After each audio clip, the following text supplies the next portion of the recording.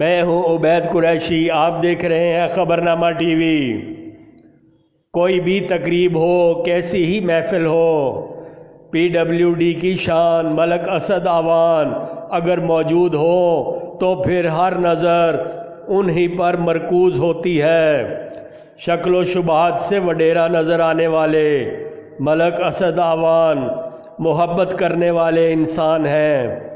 दोस्तों और अहबाब को खुश रखते हैं और ख़ुद भी खुश रहते हैं। लोग उनसे मोहब्बत करते हैं, वो उन्हें अपने दिलों की जान समझते हैं। जिससे खुश हो जाएं तो फिर उसके वारे न्यारे हो जाते हैं।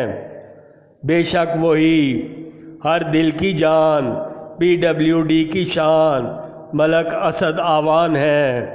देखते रहिए खबरनामा टीवी, पढ़ते रहिए खबरनामा मैगज़ीन। अकासी राजा साजिद, हमारा चैनल सब्सक्राइब कीजिए। शुक्रिया।